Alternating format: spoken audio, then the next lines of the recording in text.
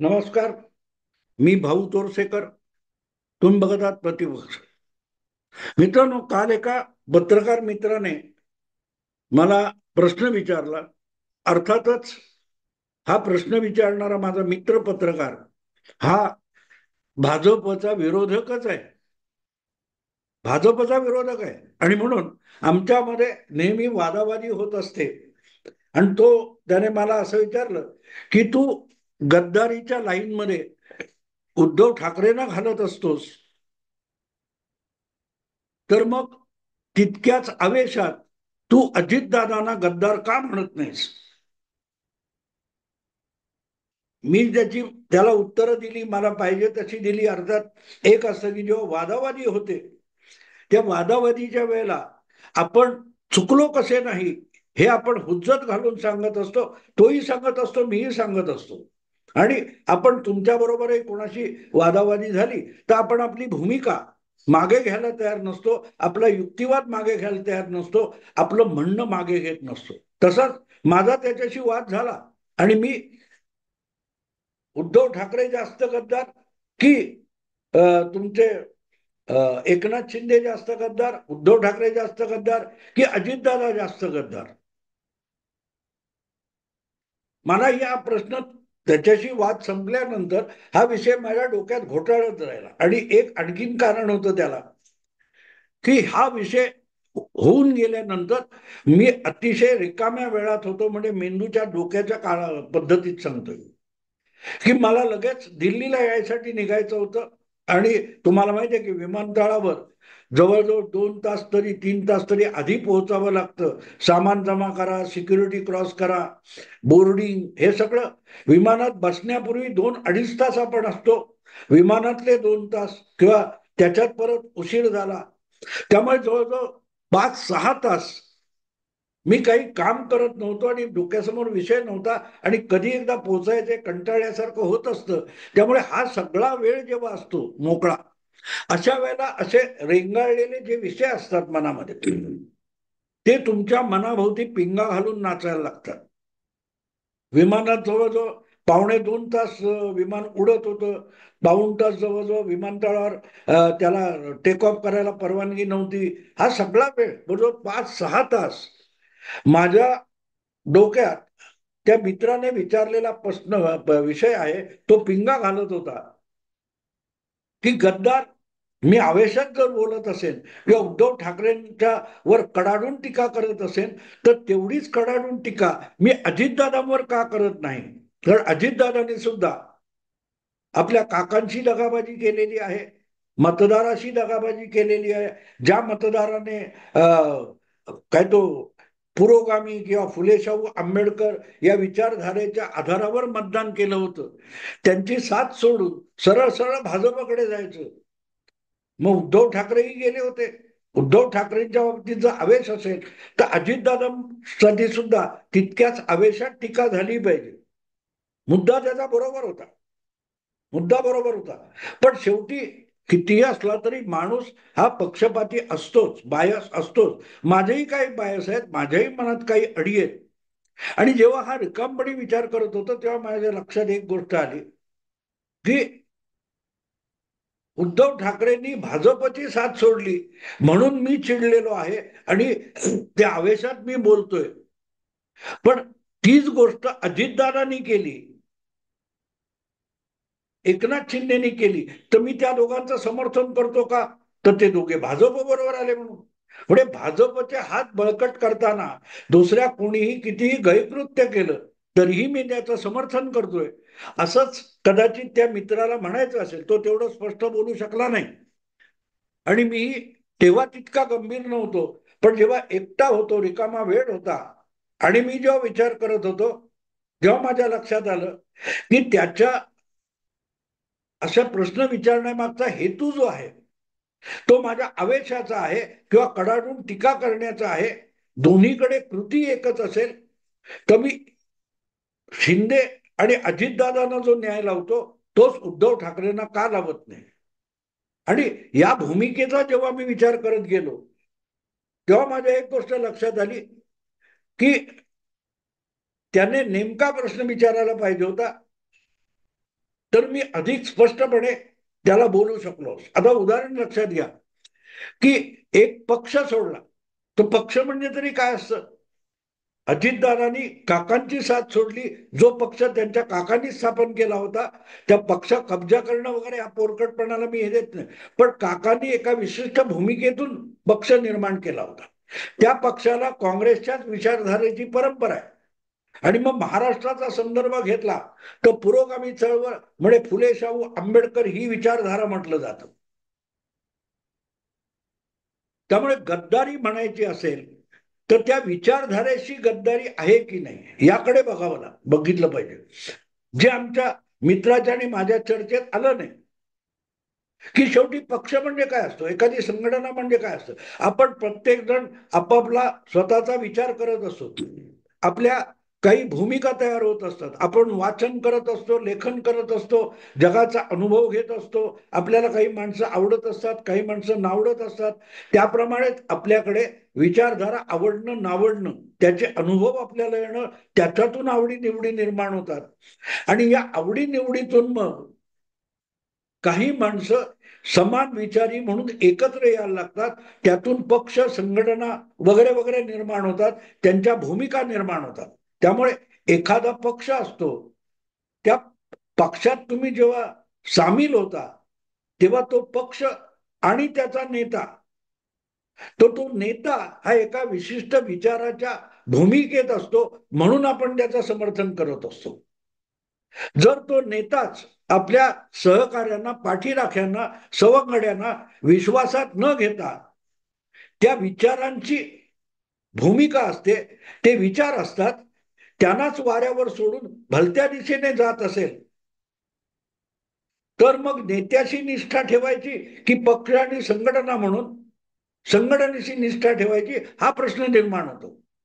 म्हणजे ज्या एका राजकीय भूमिकेला विरोध करण्यासाठी एक संघटना किंवा पक्ष निर्माण होतो, किंवा एक पक्ष आणि संघटना एका विचारांनी निर्माण होते आणि त्याच्या त्या भूमिकेला कडाडून विरोध करणारा दुसरा व्यक्ती, दुसरा नेता, दुसरा पक्ष असतो, दुसरी संघटना असते, दुसरी विचारधारा असते. तेव्हा त्या दोन विचारधारांमधून कधी समन्वय साधला जाऊ शकणार नाही, ही गोष्ट महत्वाची असते. त्यामुळे तुम्ही ज्या विचारांवर उभा केलेला पक्ष आहे किंवा संघटना आहे, ते विचार सोडून जर तुम्ही तद्दन उलट्या बाजूला विचार करणारा पक्ष किंवा संघटना असेल, त्याच्याशी हातमिळवणी करायला लागतात, तेव्हा मग नेत्याशी निष्ठा ठेवायची की तुमच्या संघटनेच्या विचाराशी निष्ठा ठेवायची. आणि मग गद्दार कोणाला म्हणायचं विचारांची. आता उदाहरणार्थ एकनाथ शिंदे घ्या की हिंदुत्व ही भूमिका सोडून उद्धव ठाकरे दोन काँग्रेसच्या बरोबर गेले आणि त्याच्या विरुद्ध आपल्या मूळ भूमिकेकडे, मूळ विचाराकडे आलं पाहिजे म्हणून एकनाथ शिंदे आणि 40 आमदार उद्धव ठाकरे यांचं नेतृत्व झुगारून जर पुन्हा हिंदुत्वाकडे येत असतील तर त्याला गद्दारी म्हणायची का? मला वाटत नाही त्याला गद्दारी म्हणता येईल. कारण एका विशिष्ट भूमिकेमुळे एकनाथ शिंदे किंवा लाखो शिवसैनिक, हजारो शिवसैनिक बाळासाहेबांच्या मागे आले होते आणि त्याच भूमिकेला, त्या विचारांना उद्धव ठाकरे यांनी मुख्यमंत्री पद मिळतं म्हणून मुठमाती दिली असेल तर उद्धव ठाकरेंना झुगारणं ही गद्दारी असू शकत नाही. हा, सुरुवातीला त्यांच्या बरोबर राहणं आणि योग्य वेळ आल्यावर उद्धव ठाकरेंना झुगारणं हा डावपेच असू शकतो, पण भूमिकेशी एकनाथ शिंदे प्रामाणिक राहिले हे मान्य करायला पाहिजे. आणि म्हणून एकनाथ शिंदे यांनी जे काही बंड केलं त्याला गद्दारी नाही म्हणतात, उलट त्याला विचारांशी केलेला प्रामाणिकपणा म्हणताय. उद्धव ठाकरे यांनी केली ती गद्दारी. कारण शेवटी तुम्हाला मतं लोक देत असतात, ते मतं देतात ते एका विशिष्ट भूमिकेसाठी देतात, विचारधारेसाठी देतात. उद्धव ठाकरे यांनी त्या मतदाराशी गद्दारी केली होती. हा भाग महत्वाचा आहे मित्रांनो, हा भाग महत्वाचा आहे की उद्धव ठाकरे जर निवडणुकीपूर्वीपासून म्हणाले असे की भाजप वगैरे सोडा, मला मुख्यमंत्री पद पाहिजे म्हणून मी निवडणुकीच्या निकालानंतर वाटेल ती तडजोड करीन, मी वाटेल त्याच्या बरोबर जाईन, पण मला मुख्यमंत्री पद मिळालं पाहिजे, शिवसेनेला मुख्यमंत्री पद मिळालं पाहिजे, निकाल कसे असोत. तर मग त्यांनी भाजपची साथ सोडणं ही गद्दारी झाली नसती. पण उद्धव ठाकरे नेता होते आणि त्यांच्या पक्षातही अस्वस्थता होती. त्या अस्वस्थतेला संघटित करून एकनाथ शिंदे जर भाजपकडे गेले असतील तर ते विचाराशी एकनिष्ठ राहिले, भूमिकेशी एकनिष्ठ राहिले, म्हणून त्यांना गद्दारी म्हणता येणार नाही. किंबहुना नेता गद्दारी करतो अशा वेळेला नेत्याला झुगारणं हे त्याच्याच वैचारिक भूमिकेच्या पाठीराख्याची जबाबदारी असते. ती खरी निष्ठा असते. ही गद्दारी ही विचारांची होता कामा नये, कुठल्याही कारणासाठी होता कामा नये. एखादा कोणी परदेशी सत्तेशी हातमिळवणी करून भारताशी दगाबाजी करत असेल तर त्याला गद्दारी म्हणतात. तसंच आपल्या वैचारिक भूमिकेशी आपल्या स्वार्थासाठी कोणी दगाबाजी करत असेल तर त्याला गद्दार म्हटला पाहिजे. आणि म्हणून उद्धव ठाकरे यांना मी गद्दार म्हणतोय. एकनाथ शिंदे यांना गद्दार म्हणता येणार नाही, कारण त्यांनी विचारांची निष्ठा दाखवली. भाजपबरोबर येणं न येणं हा वेगळा भाग आहे, वेगळा भाग आहे. उद्धव ठाकरेंनी विचारांची गद्दारी केली होती आणि म्हणून त्यांच्याशी गद्दारी करणं म्हणजेच विचारांची एकनिष्ठा ठरते. भाजप बरोबर येणं हा त्याचा एक परिणाम आहे आणि त्याचा स्वार्थ फायदा त्यांना मिळाला, ते मुख्यमंत्री झाले. अजितदादांची गोष्ट कशी आहे बघा. अजितदादा हे उपमुख्यमंत्री व्हायला, आपल्या सवंगड्यांना काय ते 8-9 लोकांना मंत्रीपद द्यायला किंवा सत्तेचे लाभ घ्यायला महायुती बरोबर आले. पण अजितदादा यांनी आपली वैचारिक भूमिका सोडलेली नाही, सत्तेसाठी तडजोड केली. ते परत परत सांगतात अजितदादा की मी फुले शाहू आंबेडकर ही विचारधारा सोडलेली नाही, मी विचारधारा सोडलेली नाही.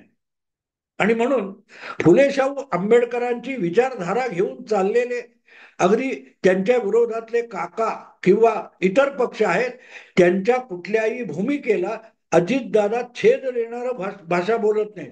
त्या भूमिका, त्या राजकारणाला हिंदुत्वाच्या पक्षांबरोबर येऊन सत्तेत सहभागी होऊन आपल्या सवंगड्यांना सत्ता मिळवून देऊन आणि उपमुख्यमंत्रीपद मिळवून अजितदादांनी हिंदुत्व स्वीकारलेलं नाही.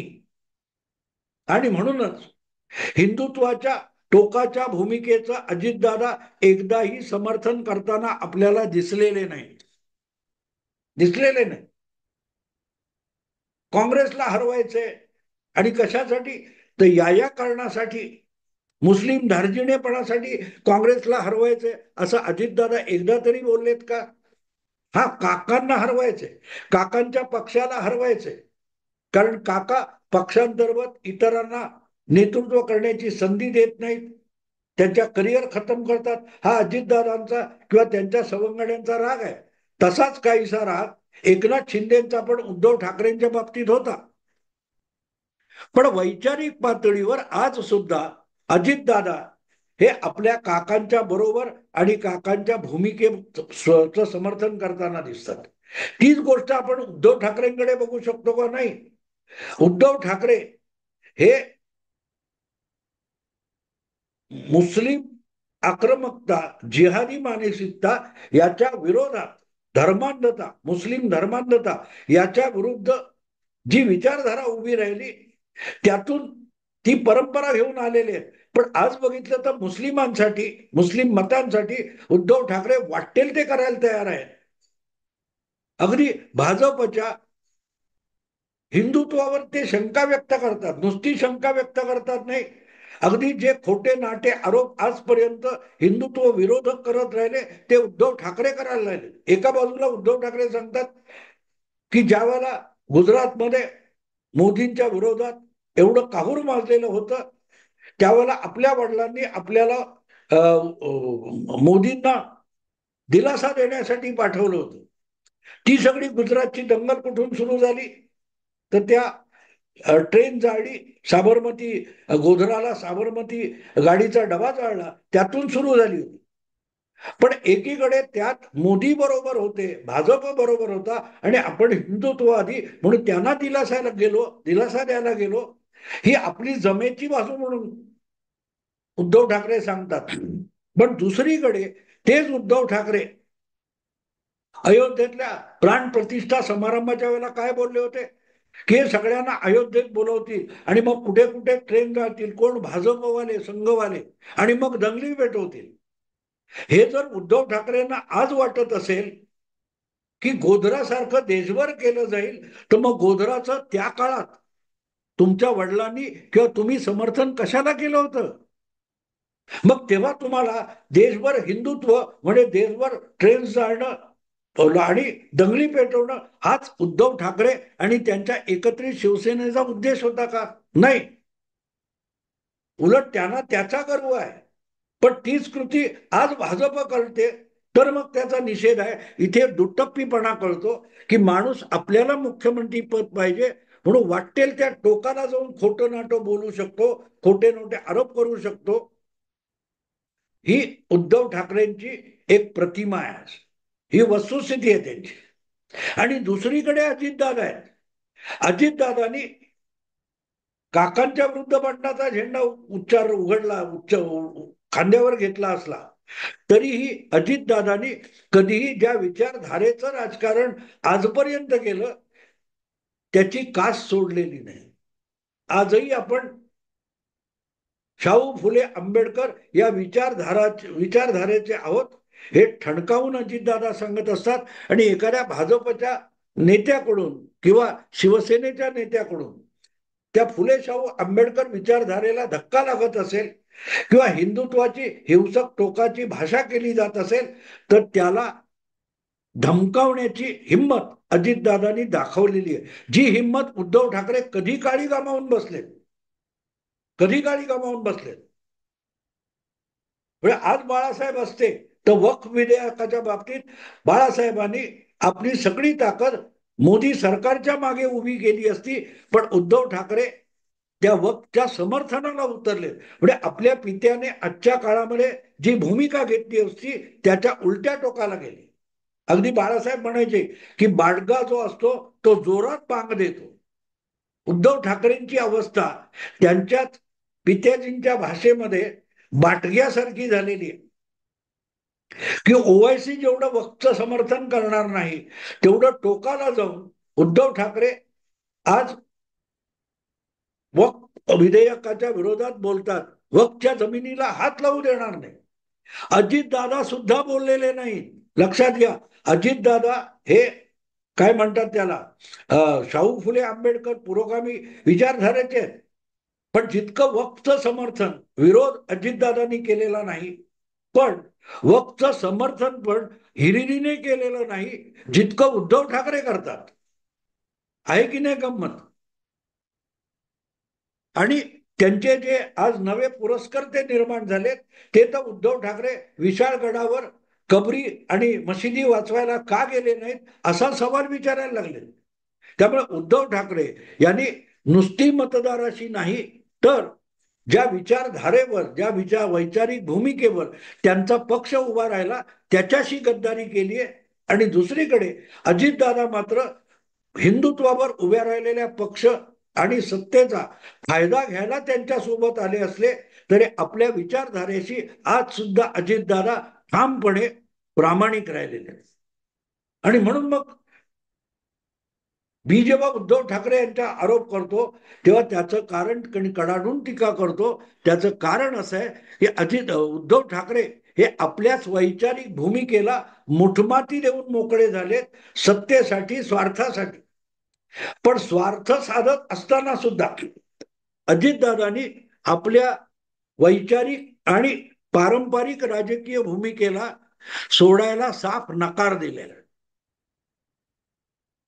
हिंदुत्वाचे फायदे घेतले, हिंदुत्वाच्या सत्तेचे फायदे घेतले, पण त्यासाठी मी माझी भूमिका सोडणार नाही, माझी विचारधारा सोडणार नाही. इथे अजितदादांच्या विरोधात माझा आवेश कमी होतो. हा माणूस निदान आपल्या वैचारिक भूमिकेसाठी प्रामाणिक आहे. उद्धव ठाकरे आमचं हिंदुत्व तुमचं हिंदुत्व काय ते सांगा. राज्यभाषा, अभिजात भाषा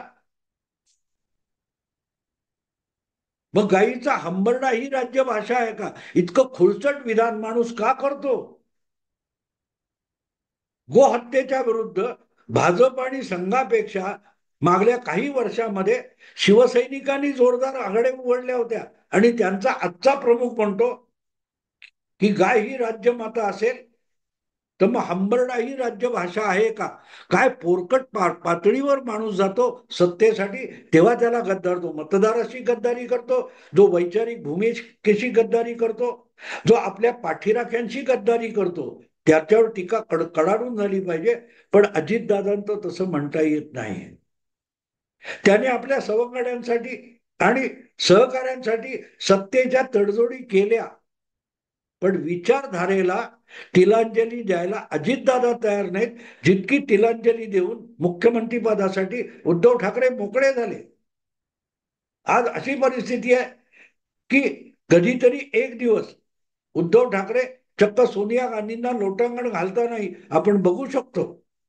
ज्या शिवाजी पार्कवर बाळासाहेबांचा माझ्या तमाम हिंदू बांधवांनो, भगिनींनो, मातांनो हे शब्द गरजायचे, तिथे राहुल गांधी मंचावर आहेत म्हणून उद्धव ठाकरे तमाम हिंदू बांधवांनो वगैरे बोलायला वचकलेले. तो शब्द त्यांनी आपल्या वक्तृत्वातून कट करून टाकलेला आहे, वगळून टाकलेला आहे. आणि म्हणून उद्धव ठाकरे यांच्यावर बोलताना माझी भाषा कडाडणारी होते, तेवढी अजितदादांच्या बाबतीत होत नाही. फरक दोघांमधला तो आहे. ही दोघांमधली तुलना आवश्यक आहे. म्हणूनच तो विषय स्वतंत्रपणे मांडला. आवडला लाईक करा, शेअर करा, सबस्क्राईब करा. नमस्कार.